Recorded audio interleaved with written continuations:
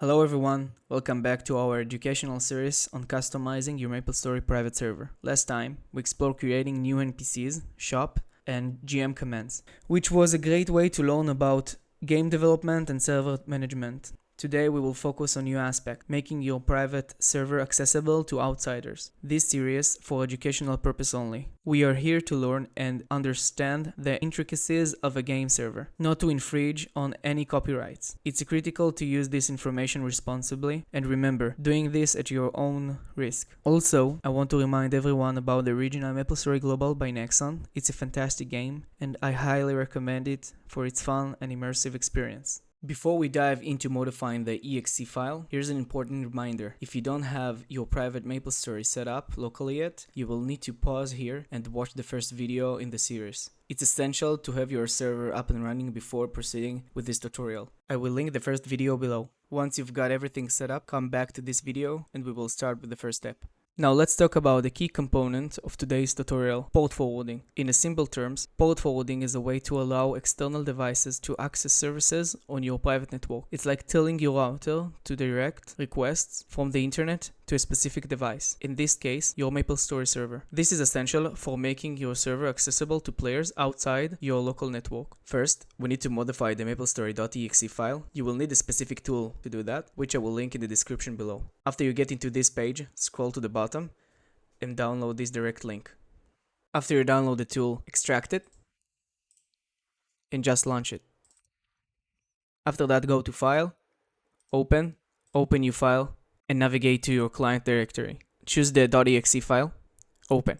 Click No, and do not skip IPs. As you can see here, you got IPs that direct to your local host. Click Force Use of one IP, click OK. And now we need to modify this localhost IP with our current IP address. Go to IP Chicken. I will link this website in the description and just copy your current IP address. Go back to STREDIT, double click on the IP, paste your new IP.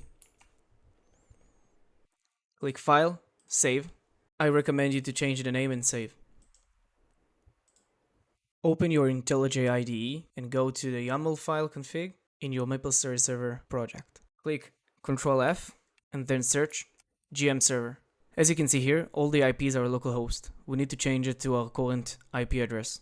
And if you don't have any changes in your project, just rerun. You need to access your router's admin panel. This process might vary slightly depending on your router model, so check your router manual and ensure. Once you are in your admin panel, you will forward 4 specific ports. This is critical for external connection to reach your server. So this is my admin panel. Usually, you can find your username and password in the back of your router. And you need to find WAN service or port forwarding or advanced settings. To me, it's WAN service. We need to add 4 ports. 3 of them will be channels in your server, and the last will be the server itself. Use protocol TCP/UDP, and the ports usually will be 7575, then the next one will be 7576, 7577, and the server itself will be 8484. All the other information is supposed to be set by default by your router. If you got any problem with port forwarding in your router, just send me a message via Discord and I will be happy to help you with that. That's it, everything is ready. To check if your port actually got forwarded and you didn't mess anything up, you can go to this tool. You get signal, I will list it below. Use current IP and then check the port 8484. Great, the port is open. Now we can go to our client file and launch the exe file to see if the game is working.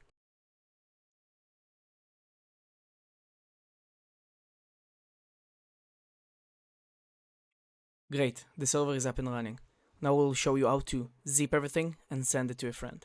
All you need to do now is to right click your MapleStory client directory, then click compress to zip file. I recommend you, when you send it to a friend, tell him to add exclusion in the Windows Defender to the directory he will extract the zip into. That's all for today's tutorial on making your private MapleStory server accessible. Remember, this setup is for learning and fun with friends, respecting all legal guidelines. And don't forget to support the original MapleStory game by Nexon. Thank you for watching. If you like this tutorial and you want more, click like, subscribe, and share this video.